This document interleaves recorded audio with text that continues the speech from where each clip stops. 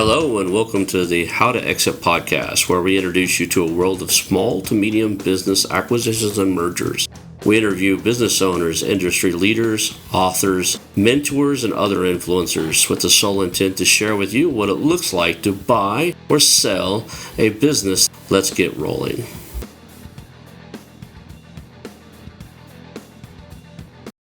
And now a moment for our sponsors. I want to highly recommend you get Acquisition Aficionado magazine. Every month, Acquisition Aficionado magazine brings you tactics for business buying and selling you won't find anywhere else. Learn firsthand from industry leaders who share their success stories, featuring in-depth interviews and stories from leading figures in the business acquisition industry. This multi-platform mobile magazine speaks to acquisition entrepreneurs wherever they are in the journey. And I want you to visit acquisitionaficionado.com today. Hello, and welcome to the How2Exit Podcast. Today I'm here with Dan Taylor, and we're going to talk about mergers, acquisitions, and all things business. Dan here is an expert in some real estate strategies that are different than what we talked about before. So I'm really looking forward to this conversation. Thank you for being here, Dan. Ron, absolute pleasure, buddy. Great to be here. I'm looking forward to our chat today. Cool. We always start with kind of the origin story. I know you've been doing this for a while, but the running joke is you were born and then you ended up on a show about mergers and acquisitions. How in the hell did you end up on this show, man? That's a good question. I asked myself that. How did we end up here? Well, we started quite some time ago. As you can see from the gray hair, I'm not a spring chicken, 58 years young, and, still at it. And because I love the game, and it's a beautiful game. Deal doing, mergers, acquisitions, real estate, buying businesses, owning trade from the real estate is kind of what I love to do. I love deals, learning, and experiences with a family. And I get to combine all that into the one thing, which is pretty cool. So how I started is, this is quite a little while ago, but it's a real awakening call in terms of anyone that's listening. Never think you can't do this. I'm about to tell you a brief story of somebody, and when I tell you the story, picture what's going on in that person's mind, his psychology, his emotional state of being, his awareness of different things in terms of business, real estate, and that kind of thing. So way back when, whatever it was, we grew up in Edinburgh, Scotland, and I started a donut kiosk. And lo and behold, it was called Dan's Donuts. Not just that, it was on the busy street in Edinburgh, and it was 6 foot by 4 foot. Can you believe? 6 foot by a mobile donut kiosk. Now, this taught me a number of lessons. Number one, cash is good. Cash is king. Cash flow is even better. But cash is king. A cash business means you don't have any debtors. You don't have any creditors. It's all paid at source. But obviously, it is not a business. But it's a start. And it got me into understanding a few things that I don't mind working, but there's working and then there's smart working and there's dumb working. And this was certainly in the latter. It was hard work. But we really started that core and that kind of donut kiosk, my brother and I, not to just make money. It was really, how do we tour all the best live events in Scotland? And how do we get to these events, not just for free, but how do we get paid for to go to these events and get backstage? And this little donut kiosk was our ticket to backstage, to concerts, to have a great time. So kind of combining making some money and having great experiences traveling throughout Scotland in the summer season, which was fantastic. So that's kind of how we started. And we went on from there and did a few other businesses, to be honest. And we did our first kind of what I call proper deal. We did things before this, but what I call proper deal was started about 1995. We did some kind of commercial to residential conversions before then, but the one that really kind of lit me up was in 1995. And it was a business that shut down and not just closed down. So this was a distressed business. And it owned its own commercial real estate. And we managed to pick this business up for £700,000. Now, when we picked, it was £117,000 and it was only 700 square foot. So this was like the size of a 1 or 2 bed flat. And it was a property just being closed. And we went to see the bank, convinced we got a deal for 117K. But in my first lesson, remember I told you about the donut kiosk psychology, thoughts going through your head. Why did you set this up? To have fun and make some money on the side? Well, from then on, I kind of started realizing that obviously I didn't know what I needed to know to get to my goal. So I then thought, who does know these kind of things? So eventually I got a mentor. First mentor was an American marketing kind of guru called Jay Abraham. He was awesome. And we picked up some incredible direct mail lessons from him, strategies, techniques, and employed those strategies in this business. And it cost us 117,000. And 2 years later, we sold it for $750,000, which is quite nice. And in terms of a return on investment for J. Abraham's £6,000, which back in 1995, 96, £6,000 was a lot of money. So that was a great return on investment. Um, and if we'd have known one more strategy, that £600,000 profit, we were 117 plus some refurb, sold for 750, 600K profit. If we'd have known one other strategy at the time, that profit would have been 1.1, 1.2 million instead of 600, which is quite incredible. So I'm always a believer in learning, being a student first, always. And if you want to learn something quicker, just pay someone to get there quicker. And we had our second mentor just after Jay, and he then taught us about acquisition in 1996, it was, I think. And we went from there. We did our first kind of acquisition after that first one, which I don't really call an acquisition because it was closed by the time we bought it, but it was. We did our first acquisition July the 4th, 1997. And then we proceeded, this was in the gaming space. And these were businesses that owned and traded for all their own commercial real estate. So they owned the business and the real estate. And we then proceeded to buy 30 of these things, these businesses in the same sector. And the game plan is really, really simple. Buy the businesses and commercial real estate at a multiple of profits, separate the commercials from the business, and then sell the business. And that's kind of what we've been doing since. To add to that strategy, we've done one other strategy. So 2 types of businesses we buy that own the real estate. One is very profitable and it's a roll-up. Yep. And it's multiple arbitrage on the business and also multiple arbitrage on the real estate as well. And you kind of get 2 bumps on the real estate, sometimes 3, but usually 2. And we can come back to that in a second. The other type of business we buy are businesses in decline that own and trade from their own commercial real estate. And what do we do there? We repurpose them. We repurpose them into investments, depending on the local demand. So one, we turned a bowling alley into a parade of, what do you call it? A retail parade, big £1 billion brands on very long-term leases. And another one, Strip mall. Yeah. Strip mall, sorry. And another one is going to be demolished and it's right next door to the university. So that's going to be 150 brand new student studios for the university. And that's not really the kind of thing we do, but it's just the demand was obvious in that location. So really the 2 businesses, one is roll-ups, very profitable businesses. One are businesses in decline where we repurpose to something else, I suppose. And that's kind of in a nutshell what we do, but we only do it for 2 things. Number one thing one, capital events, always as everyone else does. But thing 2 is really my most favorite route. And that is always to end up with real estate on very long-term, secure, hassle-free leases. So that it's kind of hassle-free income. And for me, the kind of beautiful game is buying businesses in real estate, selling the business eventually, or repurposing the business into investment, and then stacking the multiple secure long income streams on top of each other so that you've got diversification in income streams, hassle-free income streams, all paid for by £1 billion brands that adds a lot of value to the commercial real estate to begin with. It's funny, you and I have a lot of similarities. One of my first businesses that I did out of the military was just for the sheer love of getting into events. I would consider it a failed motorcycle racer. I tried to race dirt bikes and really wasn't that good. Never picked up any great sponsors, but I love going to the races. So I bought a bunch of photography equipment, got all my press passes, and a friend of mine actually owned a dirt mag. They literally called the dirt mag. It didn't succeed after very long, but for a long time I got free. He paid me 500, he'd give me tickets to the events, pay me $500 to go shoot photos for him. And a lot of times I got to be in the middle of this race because they had a photo booth, like a tower in the middle where you could sit in there with all the camera equipment and shoot. So not only did I get to go to the race, I was in the damn middle of the whole racetrack taking pictures of all the jumps and stuff. And you Yeah. didn't have to be a great photographer either because those cameras would shoot 4.5 frames a second. Use wet film back then, right? Regular film. So you just take a picture of somebody doing a jump and go, brrrr, and then like when you look at the photos, you're like, no, no, no, yep. So you just you had this huge stack of horrible photos, but you get 1 or 2 or 3 good ones that were magazine quality on that with those high-end, high-speed cameras. So let's talk about your real estate strategy because on our calls and on the podcast, we've talked about some real estate strategies that first time business buyers use. And when I mentioned it to you before the show, you're like, "Oh, that's child's play. That's a bad move."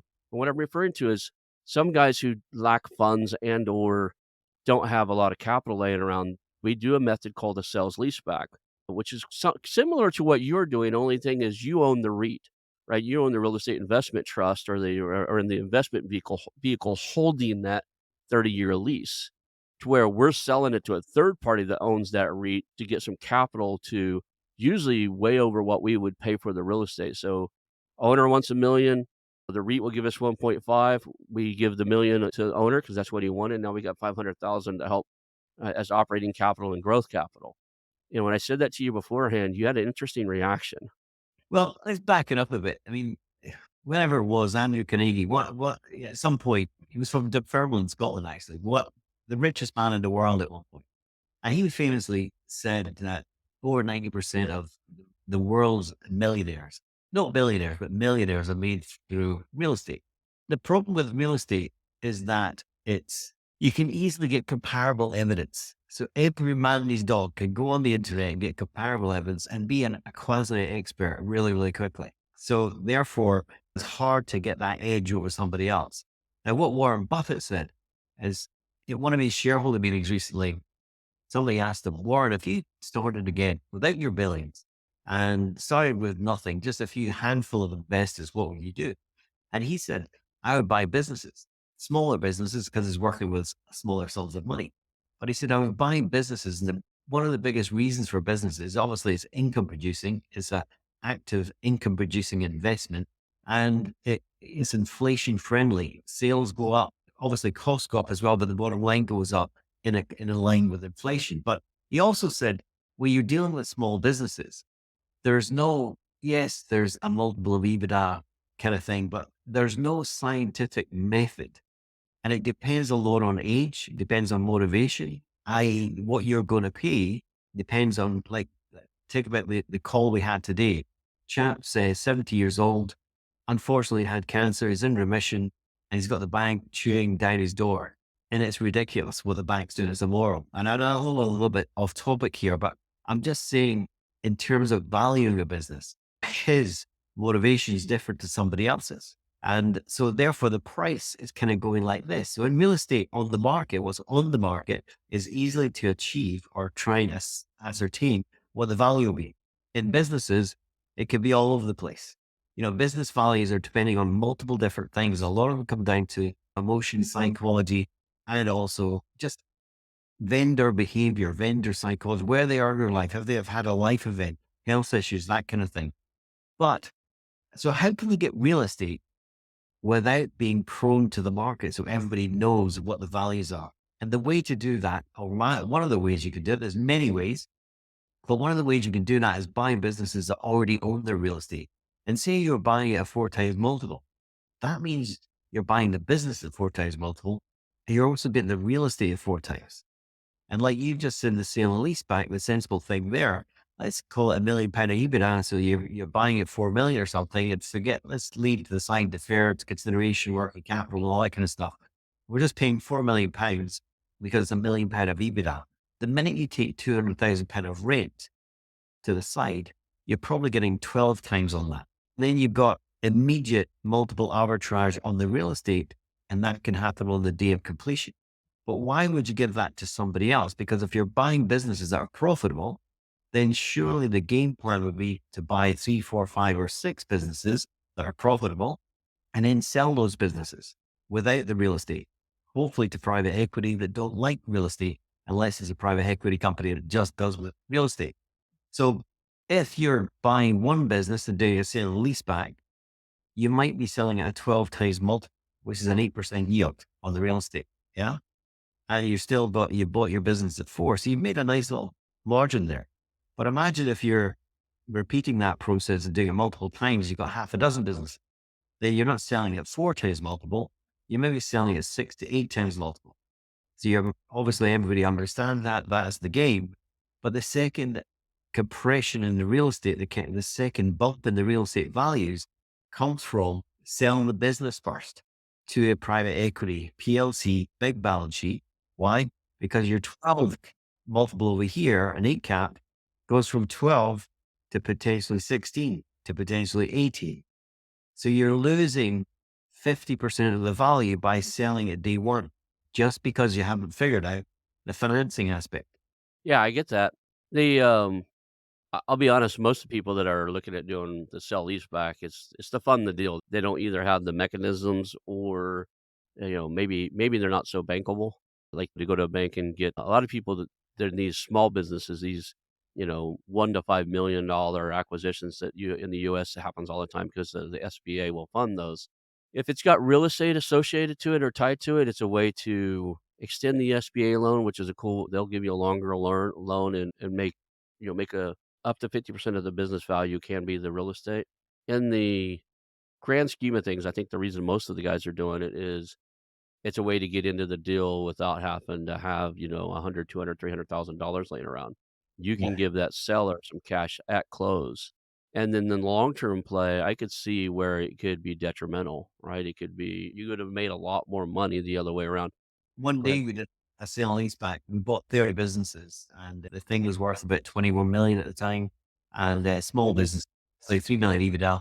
And we did a sale and lease back in preparation for a sale of the business. And then that took the mhm, value 30 million. So 21 to 30 in one day. That was before yeah. we sold PLC. As soon as we get the PLC on the hook, we go to 35. Yeah. So it depends on your own game plan. I mean, a lot of people, don't need to do that. They just, you got to start with what's your own goal. What do you need to actually furnish that goal or fuel that goal as in the minimum, not the maximum. Just what do you need to really get to your exit goal and then work that back. And that's kind of what you need. And if that means you do a sale and lease back, nothing wrong with that day one, as long as you understand that you're leaving a lot of money on the table for someone else. And that's cool if that's your gig. But if you want to do a roll up, then you're missing half the compression of the real estate, which can add up to quite a lot of money.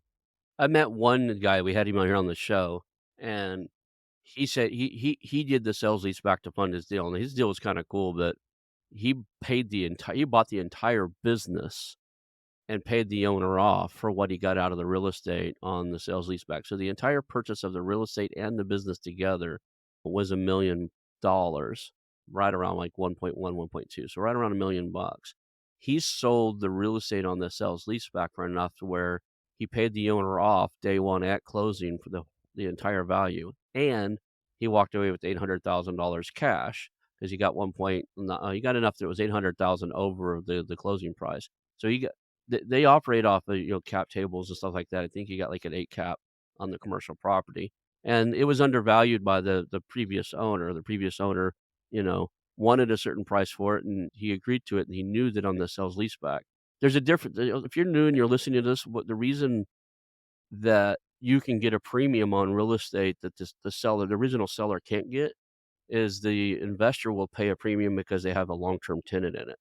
Right? Yeah. So, a seller can't sell a business on day 1 and say, I've got a 15-year lease," right? Because they don't know what the new owner is gonna do. They can't commit that new owner, or at least they don't commit that new owner to a I, 15-year lease.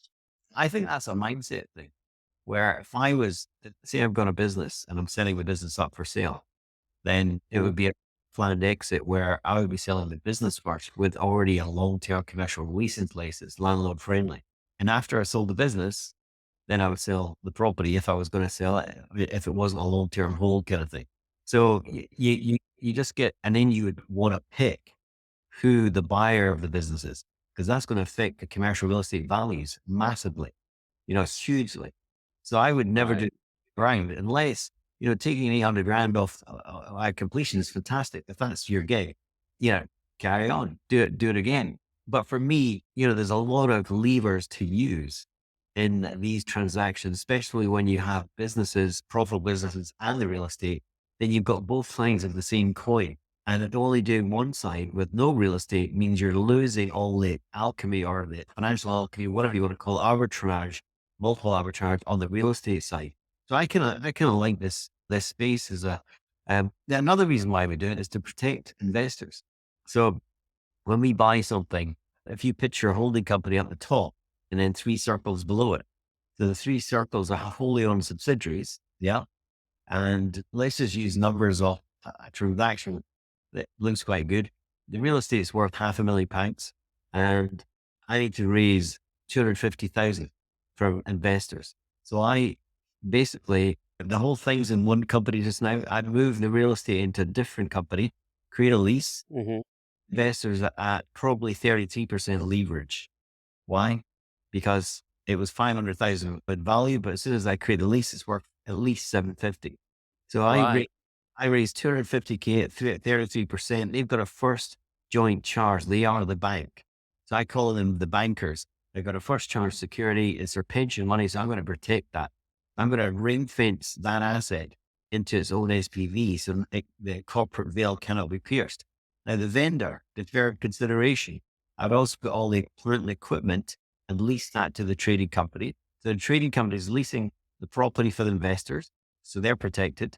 And we lease the plant and equipment in a separate company to the trading company. And that's first joint charge to the vendor to give him security, comfort, trust. That is the fair consideration is going to be paid. He must have listened to you because the guy had on here, that's what I asked him, "Well, how many times are you gonna do that?" Because you got an $800,000 check. He goes, "I'm not doing it again." I said, "What do you mean?" He goes, "We're setting up a REIT, right, a real estate investment trust. I'm gonna seed the money into part of that's gonna seed my real estate investment trust. I'm gonna raise money from other people, and now when I buy other businesses in my roll up, we're the investor gonna do the lease back. So our company will own that lease. The REIT will own it." And he explained kinda what you explained, but it just didn't land right. Now I understand a bigger picture of what you're doing.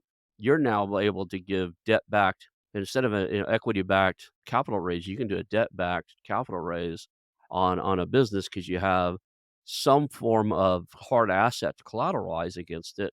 And because if you structure it right and you set it in some type of REIT or something like that, you could even do pooling where it's cross-collateralized. You have a larger pool of assets than just what they need. So there's two real assets: the property that's ring fenced and provides security for the investors, and Mhm. then here we've got the plant and equipment that's ring fenced at least to the trading business, and that provides security, comfort, and trust to the vendor for the deferred consideration, so they know they're going to get the money, or they don't allow us access to the equipment. So it's as simple as that. Now, what that provides is then the trading business unencumbered. So I'm currently working with a group of people who are doing a roll up or buying up cabinetry, kitchen and bathroom manufacturing companies that manufacture cabinets and stuff. And one of the things happening in that industry is a lot of these current manufacturers can't compete with the regional or global manufacturers. So they end up really needing it to be just do installations in showrooms and order the boxes, and the boxes are the main parts of the cabinets, the heavy part. Just order those that are from another place. And then what they're doing is customizing the doors and knobs and all that type of stuff. That said, there's a brilliant play in there because a lot of these facilities are huge on prime commercial real estate. And they're old companies. The towns grew up around them. There are 3 within 50 miles of me that I've seen that are on millions of dollars worth of real estate, but they're old tin buildings and stuff like that. So there's a play where you buy the company, you build a showroom out somewhere on a different piece of property or on a corner of the property, and then you sell that real estate off later to be, quite frankly, raise those metal old barn-looking buildings out and turn it into something more profitable for the area. I Yeah, didn't even think about that. one of them we're in negotiations just now. It's they've got a lot of acres, and part of it's going to be self storage business on land they're not using, which is pretty cool. Another one There we did, it was on the market for over 2 years, and we offered them. We bought it for a third of what they were wanting offers over, and we took a lease option, which a lease option is you're taking a lease on the property and you have a fixed priced option within a determined period of time. With the lease option, I then facilitate a management buyout as a short-term fix so that I don't have any hassle and the management are now on the lease. And then I then took up the option because I took a premium from the management. Yeah, but I put everything in place for them. I made the business profitable, which is pretty easy, while I worked on the longer term game plan. And the longer term game plan is £25 million development for student housing. And that's, everyone went there There's and a seen, thing inside of yeah, sorry about that. I was gonna and say there's a thing inside of real estate called the highest and best use, which isn't used most in most other industries. I haven't heard of that anywhere else. When I was in the residential space, we would even look at like in residential properties, there's a highest and best use of the property. For instance, if our property happened to be near a hospital, the highest and best use for that wasn't to rent it out to a single family house as a single family rental. The highest and best use was just to furnish it really nice, not even turn it into an Airbnb, but turn it into, corporate housing for traveling nurses, because they paid a premium, they took care of the property, would make way more rent on them than, as being fully furnished and had cleaners to go over, clean up, mower, lawn people that took care of the lawn. It was a full service type of thing to where if it was by the fairgrounds or event center, Airbnb was the highest and best use. And then if we didn't buy any of these, but if it happened to be near a college and you had multiple bedrooms and stuff, student housing and doing kind of boarding house rent would be the highest and best use. So yeah, taking that highest and best use mentality, I think, is brilliant inside of this space because sometimes what they've used that business for and that real estate for the last 30 years isn't yeah. the highest and best use of that real estate currently. No, when you go into these kind of businesses, a lot of them, like the one this morning, been around for 64 years. So the grandfather set it up like last week, 80 years old. The great grandfather set up Mhm. before this is before the Great War. It's incredible. So they've been the same business ever. Housing is developed up around about them. Other industries have developed around about them. And a lot of the times you've got to go in there with a new set of glasses on and ask yourself, what could be? What is the demand? And a lot of the businesses, this is incredible. A lot of the businesses can't afford to be in the property they're in. And that's a Oh, that's a real, big problem here. Yeah. and that's an incredible thing. See, like Timvid Bowling Alley, doing 200,000 profit and 13,000 square feet. And it's only doing £220,000 rent now, but it costs one and a quarter and it's now worth 3.5 million. And there's no hassle. So it's turning it from multiple valuation, trading valuation to investment valuation. One's based on multiples of EBITDA, one's based on cap yields, cap compared yields, or caps as you call them over there. Yeah, when you blend the two things together, it's a fascinating world. You can do incredible things. So one of the problems we have here is in a lot of areas, the real estate value has shot up considerably, right? Especially here in California. And I looked about, oh, it's been a month or two now. Guy had a fairly profitable company that did it was mostly land, the real estate anyway. I think they were on less than 5 acres, but it was a couple acres of land in a decent area in California, in a commercial area. They sold trailers, like cargo trailers and stuff like that, flatbed trailers, things you pull behind your truck. They even had like cattle trailers and horse trailers and stuff. It's kind of rural up here in the vineyard areas. So they had all that kind of stuff. And the problem they had is he didn't own the real estate. His high school buddy did. And when we started looking at the business, I had to call and negotiate a lease with the high school buddy. And he's like, "Oh no, the rent's going up. It's going to be $12,000 a month." And I'm like, that's more than this business makes currently profit-wise. He goes, "Not my problem." Yeah, and I said, "What do you mean?" I told him, "You're making it to where your buddy can't sell his business." He goes, "Sure you can. They're just gonna have to move it." And I said, "Well, with that type of business, location is everything, right?" For the people that buy his trailers from him, they've been buying them for years. They know exactly where to go. They probably don't even remember his business name or his phone number. They just know where to drive to go get a part for the trailer or to upgrade their trailer.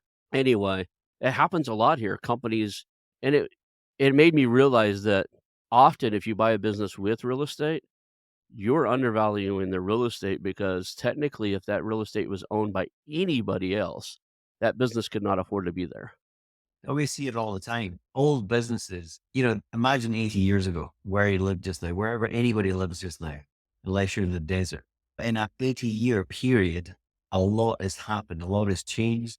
We have these 80 real estate cycles that have been going on for 200 years now. That are, they just kind of repeat and repeat and repeat. Now, that is the cycle of land, the basically economic rate of land, the 80-year real estate cycle. So we get booms and busts. We get 14-year upcycle with a mid-range hit and then a 4-year down. And that's what's happened for the last 200 years. So, and it's because of people settle, they then increase the value of land. Then they have new technology, you can build more apartments or whatever in the same bit of land. So it increases the land value again.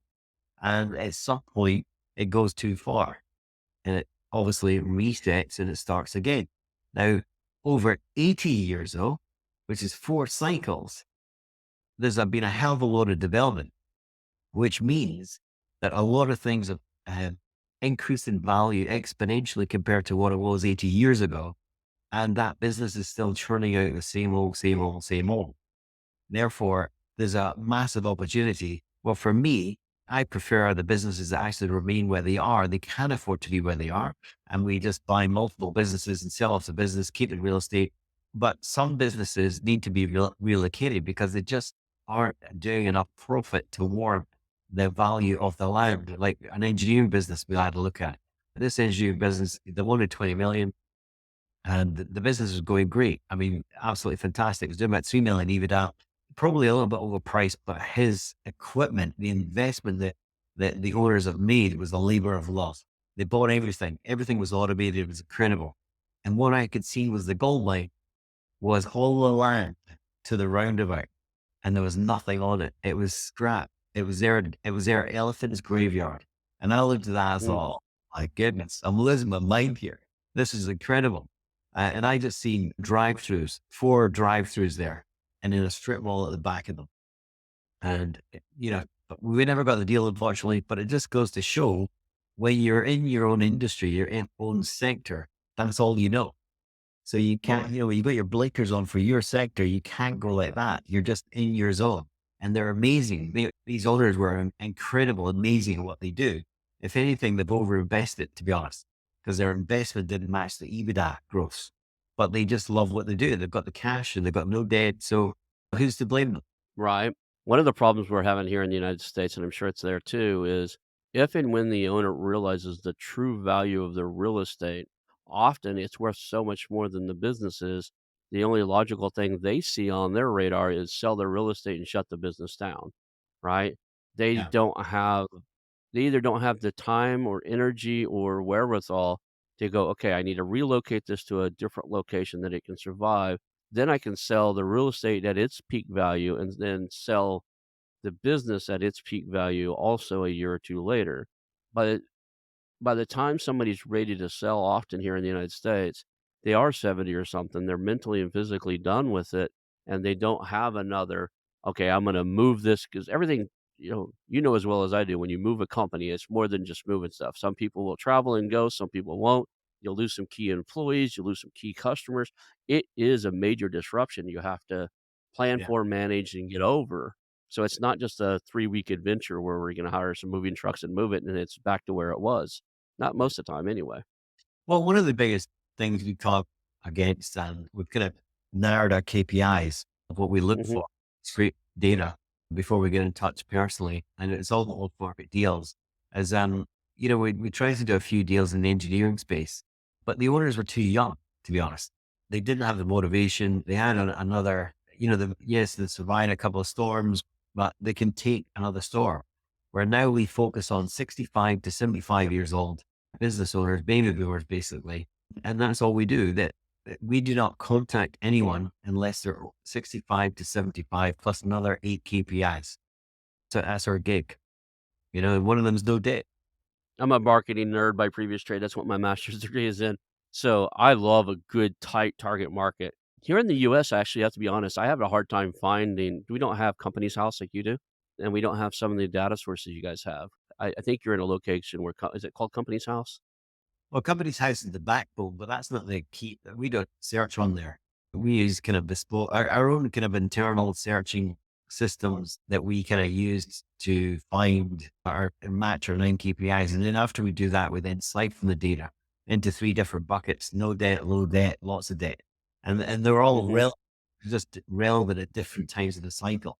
And then after that, we then go and hound them on social media, on see their websites and all this kind of stuff. So we've got our kind of own bespoke kind of systemized system that we use to kind of find businesses that probably, tick all our boxes and are probably, ripe for selling, but not all of them are. But, right now we're helping a couple of people do the same thing.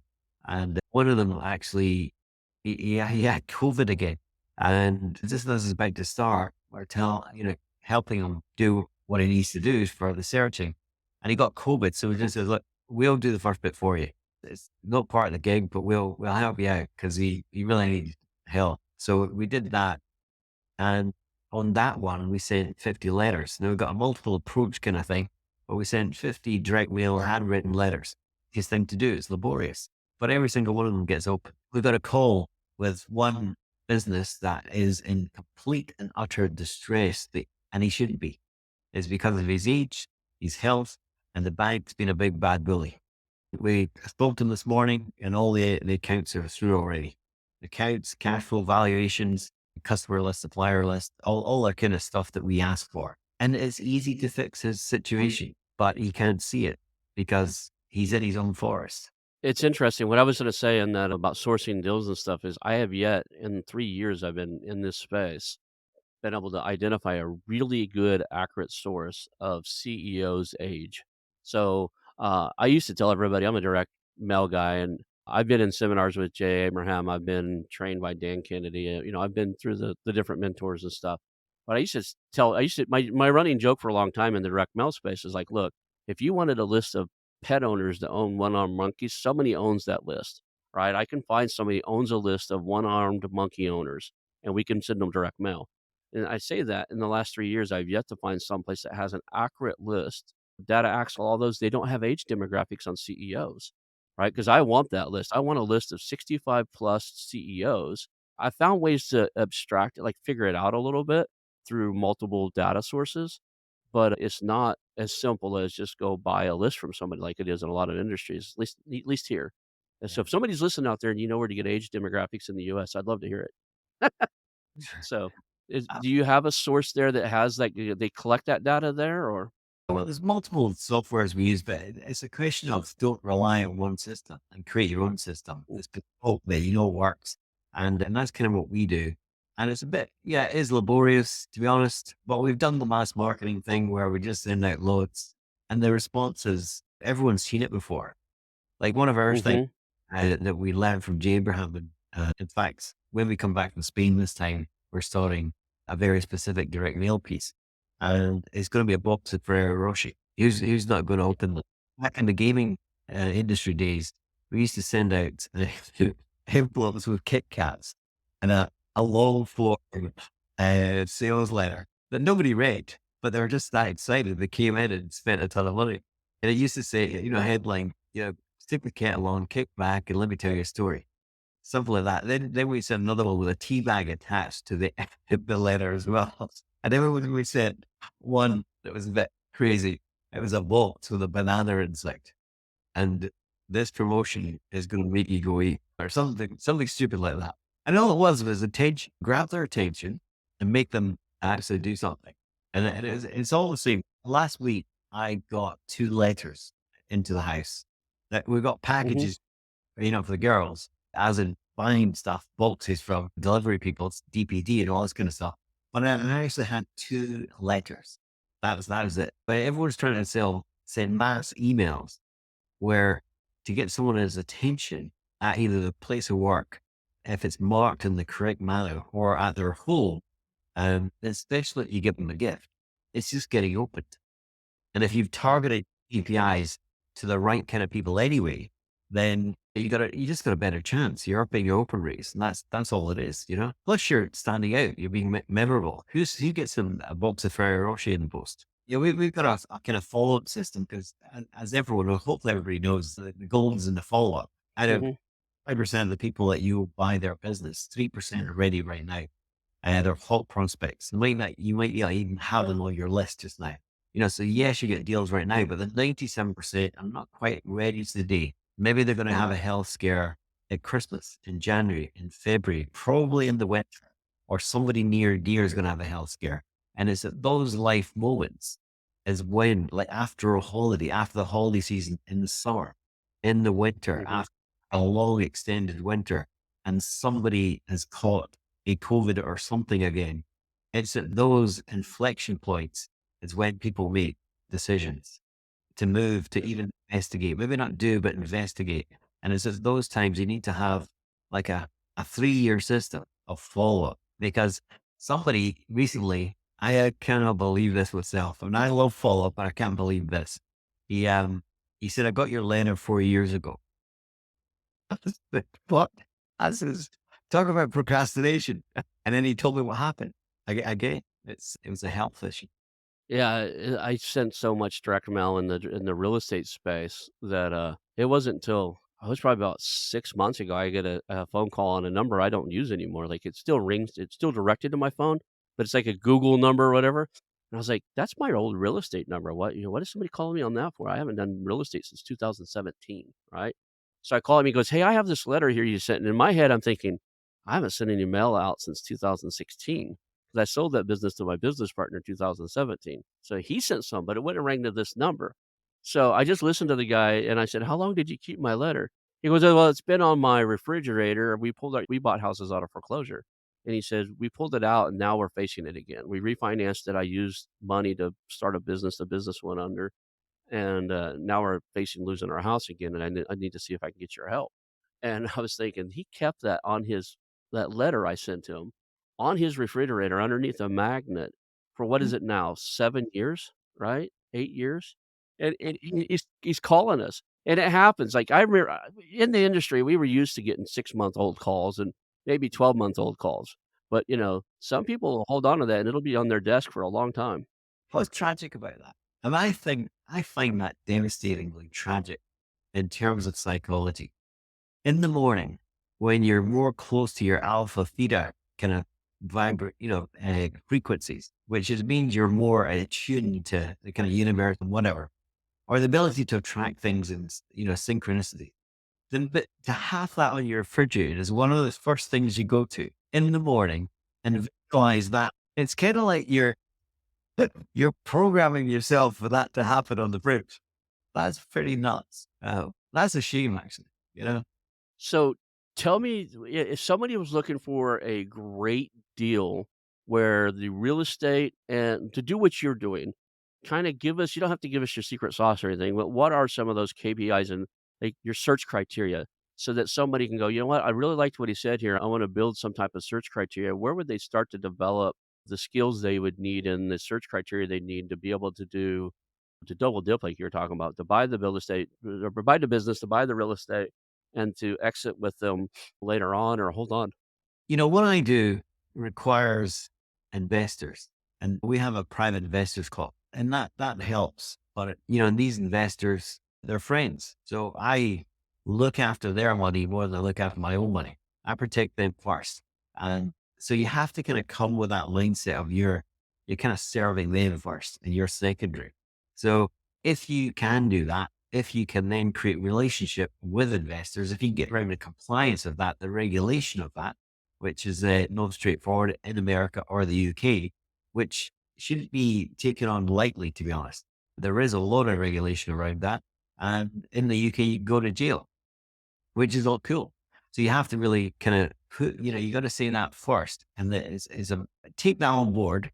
Then for me, we only target 65 to 75-year-old people or plus 65. That's number one. Number two, it has to own real estate. So we investigate.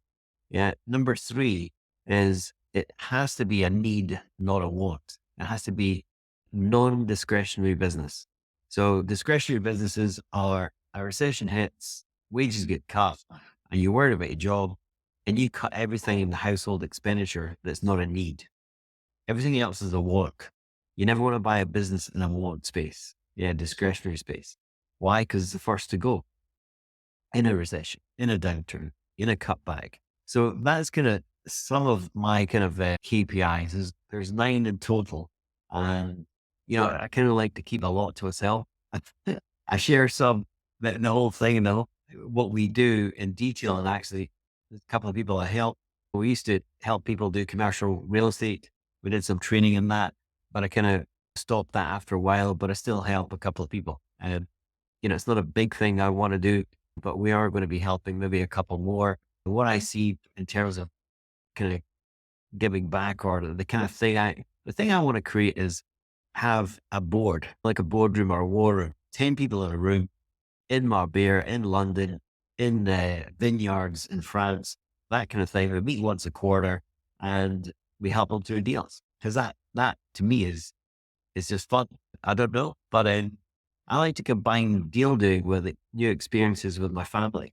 And so that's skiing, vineyards, being in Marbella in Spain, and things like that. So that's kind of what I want to do. So I'm going to go towards that. I don't know when I'm going to start that at some point this year, but two people inadvertently is kind of became part of that already.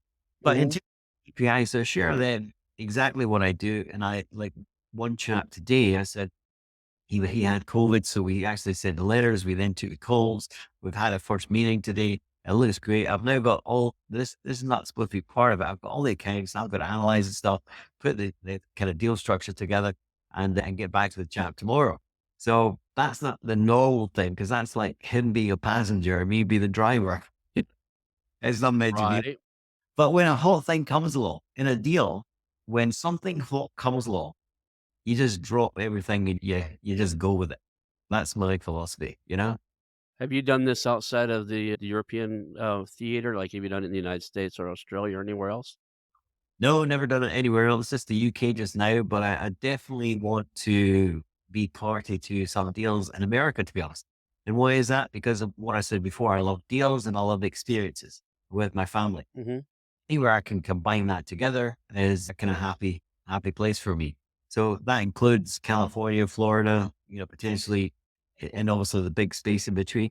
But, somewhere Mhm. where I've just been in Florida in February there, had a great time in Miami, and just love the Sunshine State, love the Caribbean, love the West Coast. So yeah, I want to spend some time there.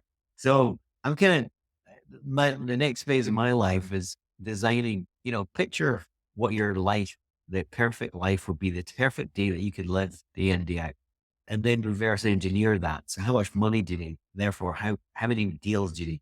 And part of my perfect day is a month in perhaps California, a month in Florida, or, a month in America, a month in the Caribbean, and a month skiing, and 6 months in Spain, which doesn't leave very much time for the UK.